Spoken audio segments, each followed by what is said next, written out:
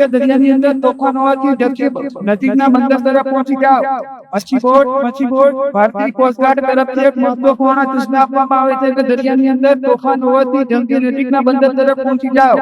ગુજરાતમાં માવઠાની સાથે દરિયો પણ ગાંડોતુર બન્યો છે. દરિયામાં કરંટ જોવા મળી રહ્યો છે. દ્વારકાના દરિયાદેવ એવા તોફાને ચડ્યા કે 7-7 ફૂટ ઊંચા મોજા ઉછળ્યા. સાથે 40 થી 50 કિલોમીટરની ઝડપે પવન ફૂંકાયો. તો ઓખા બંદરે 3 નંબરનું સિગ્નલ આજે ત્રીજા દિવસે પણ યથાવત રાખવામાં આવ્યું. સાથે જ ભારતીય કોસ્ટગાર્ડ દ્વારા દરિયામાં માછીમારોને દરિયા કિનારે પરત જવા સૂચના અપાઈ છે. અરબી સમુદ્રમાં સર્જાયેલા ડિપ્રેશનની અંદર અસર જે છે તે પોરબંદરના દરિયામાં જોવા મળી. પોરબંદરના દરિયામાં ભારે કરંટ વચ્ચે ઊંચા મોજા ઉછળી રહ્યા છે. સાવચેતીના ભાગરૂપે પોરબંદર બંદર પર હાલમાં 3 નંબરનું સિગ્નલ લગાવાયું છે. સાવચેતીના ભાગરૂપે માછીમારોને બોટ સાથે સલામત સ્થળે પહોંચી જવા માટે સૂચના આપવામાં આવી છે, જેથી બંદર પર બોટનો ખડકલો જોવા મળ્યો. આ બાજુ કચ્છના દરિયામાં પણ કરંટ જોવા મળ્યો. કંડલા બંદરે 3 નંબરનું સિગ્નલ લગાવાયું.